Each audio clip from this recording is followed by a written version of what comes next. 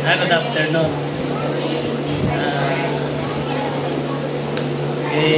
Gutom na ba lahat? Hindi pa po.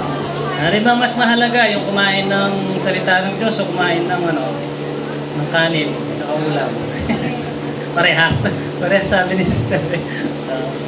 Pero anong mas mahalaga, mabusog sa salita ng Diyos o mabusog sa pagkain? Salita ng Diyos. Salita ng Diyos. Wait, totoo pa yan. Okay. Sige, dadako tayo sa Huwag kayong mag-alala, ano lang to? 30 minutes or 20, no? Alam ko, gutom na kayo eh. Okay? Sige, tayo ay magpapatuloy. Buksan natin ang salita ng Diyos ito sa 1 Peter chapter 4, verse number 10. 1 Peter chapter 4, verse number 10. At susuportahan po natin ang talata mula po sa 1 Corinthians chapter 4 verse number 2. Okay, tayo pong lahat ay tumayo. Tayo po ay magbasa ng salita ng Diyos bilang paggalang po sa Kanya. Ating pong unang basahin ang 1 Peter chapter 4 verse number 10. The Bible said, "As every man hath received the gift, even so minister the same one to another as good stewards of the manifold grace of God." Ang sabi naman po dito sa 1 Corinthians chapter 4, number 2, "Moreover, it is required in stewards that a man be found faithful." Okay, tayo po saglit manalangin. Salamat po, dakilang Diyos, sa iyo po kabutihan sa aming mga buhay, Panginoon. Salamat sa maraming kaloob na ayon po sa aming kapasidad ay ibinigay mo po, O Diyos, ito sapagkat alam mo po na kaya po naming dalhin. Aming dalangin, dakilang Diyos, ito po'y magamit sa inyo at ang aming pag-aaral, dakilang Diyos, ay magbukas ka sa amin ng kaisipan at puso upang maunawa po namin. Patawad po sa mga kasalanan sa pangalan ni Jesus. Amen. Okay, makakaupo na po tayo. Okay, dadako po tayo sa tinatawag na stewardship. Okay? Ang pamagat po ng mensahe, "The Faithful Steward, a call to godly management." Okay? Kapag sinabi pong stewards, yun po yung mga kaloob na ibinigay sa inyo. Right? Nakita ko po kayo, no? Paano kayo, nakita ko yung mga gift ninyo. Okay? Dito sa camp na ipamalas ninyo, yung mga abilidad. Kapag sinabing steward, yung mga pinagkatiwala sa inyo ito. Alright? Ito yung tinatawag na mga talento, abilidad, yung mga pag-aari nyo, yung mga resources nyo sa buhay. Okay. A faithful steward, a call to godly management. Maging matapat pong katiwala at sa pagkatawag na makadiyos na pamamahala. Yan po yung ating pag-aaral. Alright? Okay, ano pong sinasabi ng Bible dito po sa 1 Peter 4:10? "As every man hath received the gift." Ang bawat tao po daw ay tumanggap ng gift. Ibig sabihin nito, yung mga kaloob, tama? Maging ito man ay mananampalataya at hindi mananampalataya ay binigyan ng Diyos ng kaloob. Alright? Kahit yung mga taong hindi sumasampalataya, hindi po ligtas, binigyan ng kaloob yan. Kasi ang sabi ng Bible, as every man hath received the gift. Alright? Oo. Ito yung mga talento, abilidad ninyo, yung oras nyo, panahon ninyo, yung possessions nyo, mga pag-aari and resources nyo sa buhay. Ngunit ano nga ba ang dapat nating gawin sa kaloob na ito? Sundan po natin yung talata. Okay? Ang sabi ng Bible, "As every man hath received the gift, even so minister the same one to another." Alright? Sinabi ng Bible, kailangan ipaglingkod ito ng bawat isa. Alright? Ipaglingkod daw ito ng bawat isa as good stewards of the manifold grace of God. Ito ay iba't ibang anyo, ang sabi ng Bible, ng biyaya na nagmumula sa Diyos, ngunit ito ay kailangan maging mabuting katiwala ka sa Kanya.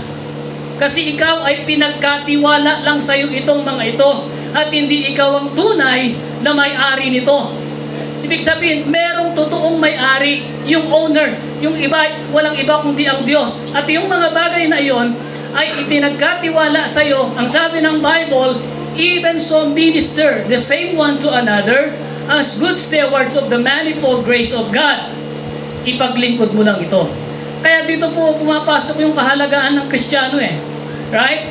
Yung hindi Kristiyano, hindi inaasahan ng Diyos na gagamitin niyang ipaglingkod ang kaloob. Naniniwala kayo doon? Kasi kung titingnan nyo sila, ang mga abilidad nila ginagamit sa paraan po ng mundo. Ang talento nila, inaawit nila, puro na lang makamundong awitin. Yung pagka marunong nila sa mga instrumento, makikita mo sila, membro sila ng mga banda. At ang mga tinutugtog nila, mga Bon Jovi, mga Metallica, at kung ano-ano. Pero galing sa Diyos yun, ang kaloob na yun. Yung talento. Yung resources nila, yung tinatawag na mga wealth nila, kayamanan, or possession, mga pag-aari, ginagamit din nila yan po sa mundo. Sa paanong paraan? Bibili po siya ng alak. Bibili siya ng mga, kung ano-ano pang mga bisyo. Okay? Gagamit po siya ng marijuana or ano-ano pang mga bagay. Magkakaroon siya ng mga masamang barkada at doon po niya lahat gagamitin yon. Yun po yung unbeliever. Pero sino po ang inaasahan ng Diyos o ini-expect po ng Diyos na ang sabi niya, even so minister the same one to another as good steward of the manifold grace of God. Ikaw po yun na Kristiyano. Sapagkat wala po siyang maasahan sa mga unbeliever. Hindi po niya gagamitin yan sa ikapaglilingkod. Right? Ikaw na Kristiyano, kaya napakaganda po ng salvation na topic ni Pastor Wise Di ba? Once na ang isang tao ay nanampalataya sa Panginoon, ibig sabihin siya'y magiging anak ng Diyos at dapat maintindihan niya yung mga bagay na patungkol po sa Diyos. At isa nga po itong tinatawag na stewardship na mga bagay na pinagkatiwala sa kanang Diyos. Okay, kailangan ito'y magamit ng tama na dapat ikapaglilingkod niya. Yan po yung kaibahan ng isang mananampalataya at hindi mananampalataya. Naiintindihan niyo po mga minamahal na kabataan? Gamitin daw po ito natin dapat sa ikapaglilingkod at tayo po ay magiging mabuting katiwala ng iba't ibang mga anyo ng kanyang biyaya ng Diyos. Now, ang tanong ko po, paano ba ito gamitin? Okay? Paano mo ba gamitin yung mga kaloob na ito na ibinigay ng Diyos? Okay, ang sabi ng Bible, good steward. Yun ang answer. Now, paano ka naman magiging mabuting katiwala? Okay, ang sabi ng Bible, para ikaw maging mabuting katiwala sa mga bagay na pinagkaloob sa iyo, it is required to you that a man be found faithful. Moreover, ang sabi po ng 1 Corinthians 4:2, it is required in steward that a man be found faithful. Yan po yung sagot. Kailangan ang isang mananampalataya na may kaloob, bago po niya magawang maipaglingkod ang binigay sa kanya, at bago po siya maging mabuting katiwala, makita ang katapatan sa kanya. Okay? Naintindihan niyo po? Now, paano mo namang magamit na ikapaglilingkod ang kaloob at maging mabuting katiwala at matapat? Ano po sagot? Kailangan mong magpailalim doon sa may-ari. Right? Kailangan mong ipailalim lahat, yung lahat sa iyo, para magawa mong maglingkod sa Diyos, para magawa mong maging mabuting katiwala, para magawa mong maging matapat sa pinagkatiwala sa iyo, isurrender mo sa Diyos. Ito po yung tandaan ninyo. Kahit kailan, hindi po pwede na isang boss ang siyang magpapailalim doon sa trabahador. At kahit kailan po, mga minamahal, hindi pwedeng mangyari na ang isang master ay magpapailalim po sa kanya ang alipin. So meaning, kahit kailan, hindi po tama na ang katiwala ay magpapailalim po yung owner o yung Diyos. Ang tama po doon, ang pinagkatiwalaan o ang isang taong tinatawag na pinagkatiwalaan ay siya po ang magpapailalim po doon sa tunay na may-ari. Right? Tandaan po natin, given na po yan, lahat ng mga kalooban ng Diyos. Alam po niya ang kapasidad natin. Alam po niya kung ano ang kailangan mo. Alam niya yung skill mo. But the Bible said, mga minamahal, ito pong tatandaan natin, given na yan, ipinapaalala po sa atin ng salita ng Diyos na ang Diyos po ay hindi tumitingin kung ano pong kakayahan mo. Alright? Kasi po, hindi po siya kagaya ng mundo, ang Diyos. Hindi po siya kagaya ang pagsukat ng mundo, hindi po siya kagaya ng sukatan mula sa Diyos. Kasi alam niya na yan given na yung mga kaloob mong na yan Okay? Ngayon, paano ba tumitingin ang Diyos? Alright? Tumitingin po ang Diyos, hindi po sa pagtingin ng mundo. Kasi ang mundo, alam niyo po mga minamahal, tumitingin yan sa impluensya, abilidad. Okay? At sa mga kayamanan. Doon siya tumitingin. Yan po yung sukatan ng mundo. Subalit ang Diyos, ang measurement po ng Diyos ay ang puso ng isang tao kung gaano po siya katapat sa Kanya. Okay? Kung gaano po siya katapat sa Kanya. Worldly success is not what matter to Him. Hindi po yun ang mahalaga sa Kanya. What matter most is how faithful you in managing what He entrusted to you. Kung gaano mo kailangan gamitin ng nasa tama yung pinagkatiwala sa iyo. Okay? Yun po ang pagtingin ng Diyos. Tingnan niyo po ang Luke. Okay, tingnan po natin ang Luke chapter 12 verse 48 para maintindihan niyo po yung sinasabi ko, no? Okay, no? Sabi ng Bible, but he that knew not, Luke chapter 12 verse 48, but he that knew not and did commit things worthy of strife shall be beaten with few strife. For unto whomsoever much given of him shall be much required, and to whom men have committed much, of him they will ask the more. Anong ibig sabihin nito? Sabi ko nga sa inyo, ang Diyos hindi siya tumitingin sa sukatan ng mundo. Kasi kung ang sukatan ng mundo, titingin po siya. Okay? Ang mundo, titingin po mas marami. Okay? Ang sabi po ng talata, kung ang isang tao ay binigyan ng marami, mas maraming hihingan sa kanya. Pero kung i-reverse po natin, kung kakaunti sa kanya, mas kakaunti ang hihingan sa kanya. Sukatan ng Diyos yun. Bakit? Alam ng Diyos ang kapasidad natin. Alam ng Diyos at siya po ay fair po siya sa atin. Kaya alam ng Diyos kung ano ang kaya mo. Subalit, sabi ko nga sa inyo, ang sukatan ng Diyos, ang puso ng isang tao, kung gaano po siya katapat. For example, binigyan ka ng kaloob ng Diyos ng 10. Subalit ikaw ay naging matapat lang sa 3. Unfaithful ka sa 7. Right? Yung isa binigyan ng kaloob ng Diyos, dadalawa. Subalit, yung dalawa na yun, ginamit niya lahat. Sa tingin ninyo, sino ang mas kaaya-aya po sa Diyos? Sa sukatan ng mundo, yung pong 10. Kahit hindi po niya gamitin sa Diyos. Okay? Okay, yung 3 ang ginamit niya, yung 10 sa mundo, sukatan po ng mundo ang marami. Subalit sa Diyos, dahil po ang sukatan ng Diyos, ang puso, mas maganda po o mas kaaya-aya po sa paningin ng Diyos, yung dalawa na kaloob. Dahil ginamit po niya lahat ang mga ito. Right? Ang nakakalungkot po kasi sa Kristiyano, binigyan ng kaloob ng 10, hahatiin pa niya Lord, kalahati sa iyo, kalahati sa mundo. Right? Ito lang yung sa iyo kalahati. Itong kalahati, dito ko gagamitin sa makamundo. Itong kalahati, paglilingkod ka sa iyo. Unfaithful ka. Right? Yung sinasabi ng Bible.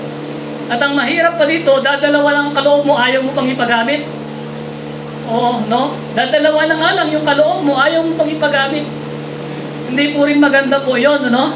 Ang tinitingnan po ng Diyos, tandaan po natin, ang puso ng isang tao. Right? Okay? Okay, dadako na po tayo sa ating puntos, no? Saglit lang tayo, sabi ko nga sa inyo. Nakita niyo ba yung responsibilidad ng tunay na mananampalataya? Kung paano natin pangasiwaan ang kaloob? Ngayon dadako tayo, ano ba ang blessing ng pagsunod dito? Ano ba ang blessing ng tinatawag na yung kung mabuting katiwala? Ano po ba yung pagpapala dito sa ating buhay? Okay. What is the blessing? Being faithful steward, a call to godly management, at paano po natin gagawin ito ng may mabuting pagkatiwala sa atin. Unang-una po, number 1, a faithful steward receive a good reward. Kaya nga ang ganda po nito, akala nyo drawing lang no? Pero totoo po ito pagdating ng araw. Yung crown. A faithful stewards receive a good reward. Opo. Kaya ang ganda po ng ang team. Obtain your crown. Dapat makamtan po ito. Now, kung gusto mong makamtan ito, kailangan mong maging faithful. Moreover, it's required, in steward a man be found faithful. It is required. Ano po ba ang it is required? Kapag sinabing it is required, ibig sabihin, commitment and mandatory. Dapat itong ipatupad, dapat itong gawin. Kahit minsan ayaw mo, kahit minsan tinatamad ka, pero dahil it is required in stewards that a man be found faithful, mandatory na gawin mo to kung gusto mong magkaroon ng crown. Kasi maraming Kristiyano gusto lang magka-crown pero ayaw kumilos. Kung ayaw nilang kumilos, ayaw nilang maging faithful. Oo, pero pag tinalang mo, gusto mo reward, pagtitang lang langit, gusto ko. Pero yung inihingi, wala. It is required. Tama? Halimbawa, ikaw ay nag-a-apply ng trabaho, nandun yung qualification, nakita ng may-ari na pwede ka na makapasok sa kanya, nakapag-exam ka, na-interview ka, and then pagkatapos na sasabihin po ng boss, sabi niya, it is required na kunin mo yung mga documents mo. Kasi pag hindi mo kinuha yan, kahit yung qualification na hinahanap niya sa'yo, hindi mo makukuha yung award. Hindi ka magkakaroon ng trabaho, hindi ka magkakaroon ng sweldo. Okay? Now, bilang isang katiwala, sabi ng Bible, it is required. As a steward, we must require in God's Word. Okay? God's calling and God's time and possession. Requirements po sa iyo na ikaw ay tumugon sa tawag ng Diyos. Tandaan niyo po, paulit-ulit, no? Yung mga pastors natin, kasi pagka nagpipreach sila, puro faithfulness. No? So bilang isang pinagkatiwalaan ng Diyos, sa katiwala, it is required, and as a steward, you must require in God's Word, in God's calling, in God's time and resources. Kailangan mong bigyan ng panahon at oras po ang Diyos sa tawag niya. Oo, kailangan mo itong gawin kasi it is required, kasi ito po ay responsibilidad mo bilang isang katiwala. Okay? Responsibilidad mo ito bilang isang anak ng Diyos na i-manage mo yung mga bagay na ibinigay sa iyo ng Diyos, lang manage them faithfully and use them wisely. Maging matalino po tayo. Okay? And gamitin po natin ito, honor God through them. Purihin natin at i-worship natin ang Panginoon sa pamamagitan po ng mga kaloob na ito. Opo, because a steward must accountable to his master. Naniniwala ba kayo doon? Okay, naantok na, no? Naniniwala kayo doon, accountable sa master, sa may-ari, yung steward, katiwala? Pag kayo naging manager, pagdating ng araw, hindi kayo yung may-ari, accountable kayo doon sa trabaho na yon. Though ikaw yung nag-acting na parang boss, kasi nandun yung authority mo, pero hindi pa rin ikaw yung may-ari. Instruction po hindi nagbabago sa tunay na may-ari kapag ikaw ay manager. Right?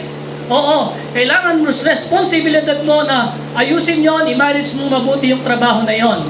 Sapagkat darating ang araw, susuri po ang boss. Susuri po ang manager. O, at titingnan niya kung talaga bang yung ginawa nitong kanyang trabahador or ginawa niyang manager sa area na yon ay naging responsable ba doon sa pinagkatiwala sa kanya doon sa area na yon. Hindi po siya pwedeng gumawa ng sarili ng rule. Hindi po siya pwedeng gumawa ng sariling batas yung manager. Kaya nga, pag titingnan mo siya, parang siya yung boss pero sa totoo lang, hindi. Kung titingnan mo yung mga rules, sinasabi niya, kumbaga, para bang siya ba yung gumawa? Hindi. Ang gumawa ng rule, batas, ay yung tunay na may-ari. At kahit kailan, the owner never changed his instruction. Kahit kailan hindi magbabago po yung rules na iyon. Okay? Anong ibig sabihin? Hindi ka pwedeng gumawa ng sarili mong instruction. Hindi ka pwedeng gumawa ng sarili mong kalooban. Ganon din po sa Diyos. It is required nga Okay? Kaya kailangan, hindi mo dapat binabago kung anong sinasabi ng Diyos. Ikaw ay maging matapat, ikaw ay maging good steward, at ikaw ay ipaglingkod mo lahat ang mga bagay na binigay sa iyo ng Diyos, kasi po yun ang rules. Kasi po yung instruction. Kasi po hindi magbabago kung ano pong sinabi ng Diyos. And then one day, the Lord will check how we handle that or what He entrusted to us. Sabi ko nga sa inyo, di ba? Yung manager, yung boss, parang dating ng araw titin niya, susuriin niya po kung responsable po ba siya doon sa pinagkatiwala sa kanya. Then maaari siguro kapag dumating yung manager, ay bibigyan siya ng award. May promotion ka. Ikaw yung best manager sa lahat. May mga ganun.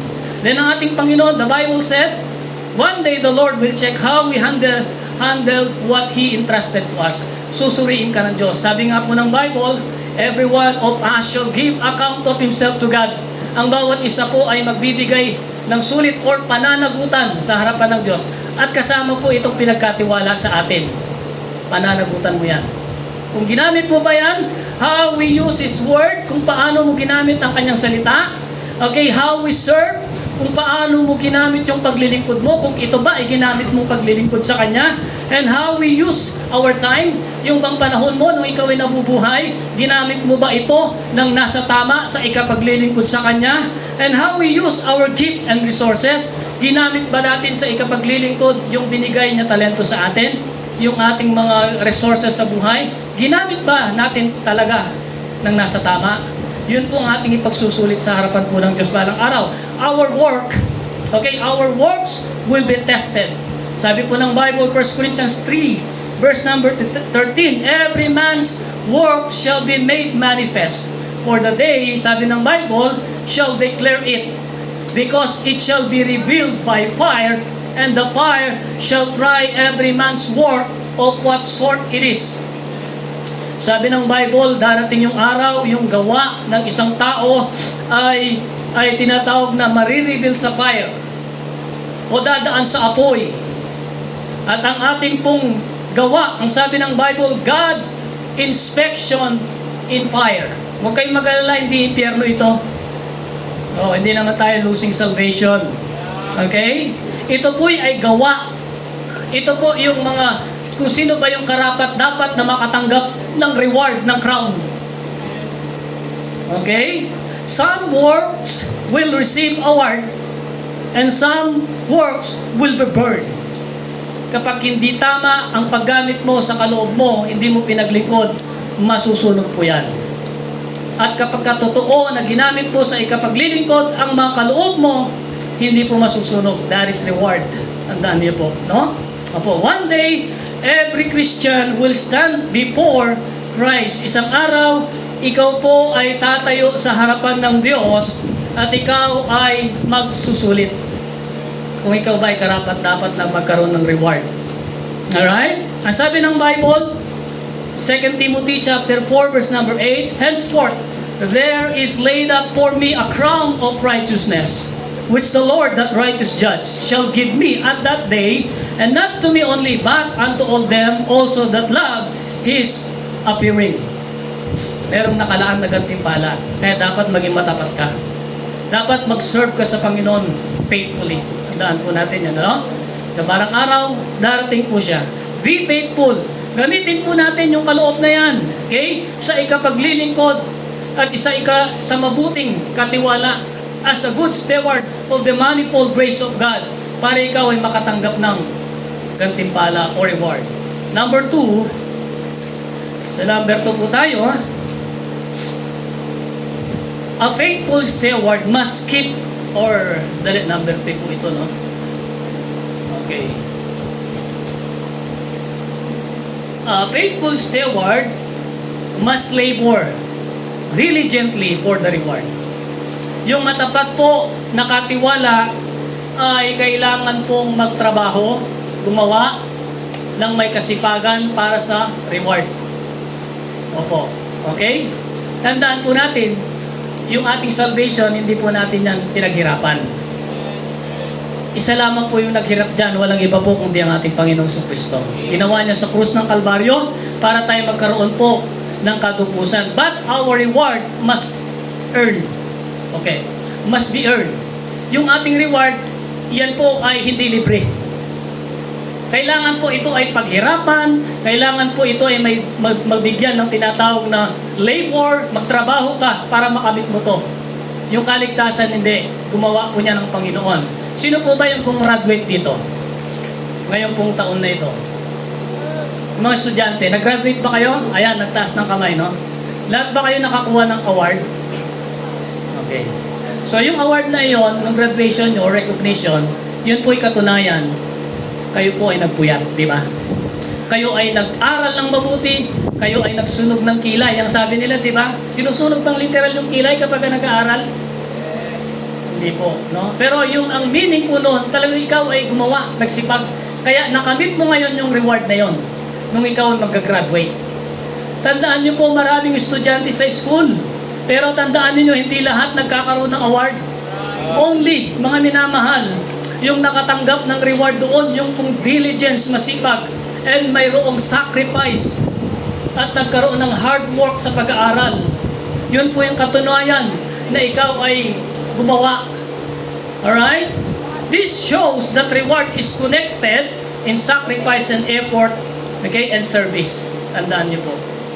Okay? Kaya kung gusto mong magkaroon ng reward, kagaya ng estudyante na nagsusunog ng kilay, ang sabi nila, maging faithful. Kunin mo yung tinatawag na sinasabi po ng Bible. A good steward, minister the same one to another. Diba? Opo, no? Reward is personal. Ang reward po ay personal, individual. Hindi po yan pagtatrabuhan ng ka-churchmate mo para magkaroon ka. Hindi yan pagtatrabuhan ng kahit sino ni pastor mo para magkaroon ka, kundi ikaw mismo ang gagawa niyan. Okay? Your own faithfulness and labor, ikaw dapat ang gagawa niyan. Okay? 2 Timothy 2:6, sabi ng Bible, the husbandman that laboreth must be first partaker of the fruits. Yung isang magsasaka, bago po siya makaani, ang gagawin niya, aayusin niya muna yung bukid niya. Andun po siya sa initan. Nakababad po siya doon. At pagdating ng araw, okay, magkakaroon pa siya ng ani. So, ganun po, okay? Opo, reward is not based on title. Opo, no? Kaya po, sinasabi ko lagi doon sa mga member doon, kung ikaw ay tagahugas ng pinggan, serve faithfully. Kung ikaw ay tagahuga o tagalinis ng CR, then serve faithfully. Kung ikaw ay song leader, usher, street preacher, Bible study leader, no? Kung ikaw ay soul winner, at lahat po ng mga yan ay iba't ibang assignment, pero sa Diyos, mahalaga po sa Kanya. Okay? Opo, no? Mahalaga po sa Kanya. The Bible said in 1 Corinthians 3:8, now, he that planted and he that watered are one. Magkaiba lang ginagawa, pero ang sabi ng Bible, are one. Okay? At sabi ng Bible dito, and every man shall receive his own reward according to his own labor. Ang isa, sabi niya, taga-dilig. Ang isa, ang sabi niya dito, ay taga-tanim. Pero are one, sabi niya, at ang bawat isa sa kanila ay tatanggap ng gantimpala. Kaya lang, pag wala kang ginagawa sa paglilingkod sa Panginoon, taga-upo ka lang sa simbahan nyo, huwag kang mag-expect ng award pagdating ng araw. Kasi hindi mo magagawang tama yung mali. Ang tama na makakuwang reward, ang sabi ng Bible, okay? A good steward of the manifold grace of God, even so minister the same one to another, sabi ng Bible, and moreover it is required that a man be found faithful. Yun po yung category. Hindi magbabago. Huwag kang may expect ng reward kung wala kang ginagawa sa paglilingkod sa Panginoon. Gawin mo. I-desire mo sa iyong puso na makakuha ka ng reward at maging faithful ka. Alright? Number 3, okay, sabi ko na, nakikita ko kasi nagugutom na kayo eh. Ano?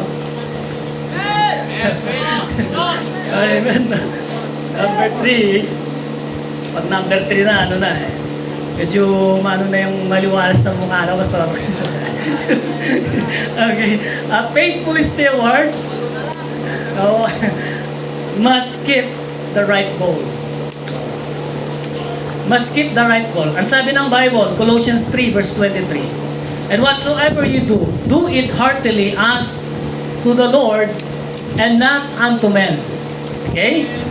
Opo, hindi po kasi sa tao yung ginagawa natin, kundi para sa Panginoon. Ang sabi ng Bible, kahit anong mga ginagawa natin, kahit anong ginagawa natin, gawin natin ito na may buong puso as the Lord, okay, sa Panginoon, and not unto men. Hindi po ito para sa tao. Okay? Good steward remain faithful. Nananatili po siyang faithful. Ang isang mabuting katiwala. Okay? Kahit wala pong nakakakita sa kanya, gumagawa siya. Kahit wala pong pumapansin sa kanya, ginagawa pa rin niya ng may katapatan yung trabaho niya para sa Panginoon. Okay? Opo, no? Our goal is steward is not to be seen by people. Marami kasing naglilingkod, ay gusto nila mapalakpakan sila muna bago nila gawin. Para manotice sila, makilala muna sila, para purihin sila bago sila maglingkod sa Panginoon. Okay? Naintindihan nyo? Ngunit hindi po yun, okay? Hindi po yun. The goal is stewards is not to be seen by people because our goal is to glorify God. Kailangan, ang goal natin ay papuri o dakilain po ang ating Diyos. Okay, kaya po nagsasabi ako sa mga member doon, okay, na kapag hindi po sila sasama sa ganito, pag street preaching, huwag kayong mag-chat-chat sa group chat. Okay? Oo. Bakit? Kasi gumagaya yung may gusto sa'yo. Kasi ginagawa niya ang sumasama dahil sa'yo. Ginagawa niya yung paglilingkod na yun dahil sa'yo. Ano sabi ng Bible eh? Whatsoever you do, do it heartily as the Lord and not to men. Sabi ko, mag-chat ka sa messenger mo pag hindi ka sasama. Huwag sa group chat kasi gagaya siya. Pag nakita niya o nakita niya, nag-message ka, Pastor, di po ako makakasama. Masakit po yung ganito ko eh. Ganyan eh. May maraming masakit pagdating ng Sabado pa lang, marami ng sakit. Maraming sakit. Tapos sasabihin niya, masakit po. Ngayon, magkakaroon pa ng sakit yung isa. Kasi gagaya siya sa'yo dahil naglilingkod lang siya para sa'yo. Kaya pag may group chat kayo, alam ko eh, bawat church, pagka hindi kayo sasama, huwag kayong mag-chat sa group chat na huwag kayo sasama para hindi mabawasan. Ikaw lang mabawas. Alright? Oo. Kaya sabi ng Bible, hindi po sa tao ang paggawa natin. Gawin natin ito sa may buong puso at hindi po sa tao. Okay? A faithful steward must always remember that the ultimate or that his ultimate goal is to please God and not men. To glorify God. Tandaan po natin. It's not about personal glory, hindi po sa atin. Okay? It's bring honor to the Lord. Lagi po sa Kanya lahat. Yun ang goal natin. And lastly, the ultimate goal of every faithful is to hear the Lord say, okay? Ano po ang ultimate goal ng faithful na katiwala, ng faithful na mananampalataya is to hear from the word, from the Lord. Mula sa bibig ng Diyos, kailangan mong marinig ito. In Matthew 25 verse 21, well done, thou good, faithful servant. Yun ang ating ultimate goal na marinig po sa atin mismo, sa ating Panginoon. Well done, thou good, faithful servant. Tayo pong lahat ay tumayo.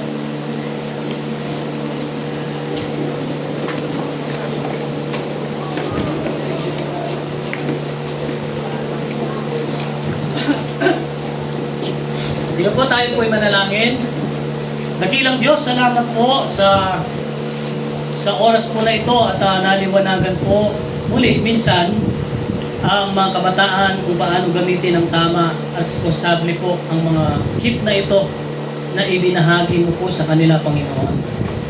Marami po ang gumagamit ng mga kaloob na ito pero hindi po nila ginagamit para sa ikapupuri sa iyo, para hindi po nila ginagamit ang kanilang abilidad, ang mga resources nila, ang buhay nila, ang oras nila, hindi po ginagamit, dakilang Diyos, sa ikapaglilingkod. Dalangin ko, dakilang Diyos, ang inaasahan mo yung anak mo, nagagamit nito. Sila po, Panginoon, nagsisimula, Panginoon, sa mga kabataan na ito. Nawa, O Diyos, gamitin mo sila mightily sa bawat simbahan na kanila pong kinaaniban, O Diyos, ang kanilang iba't ibang mga klase na mga kaloob na ito, Panginoon. Salamat ng marami sa aming pag-aaral ng iyong salita. Nawa, O Diyos, tumatak po sa aming isipan at sa aming puso at pinag-aralan. Sa pangalan ni Jesus, ito ang dalangin. Amen. Makakakain na kayo.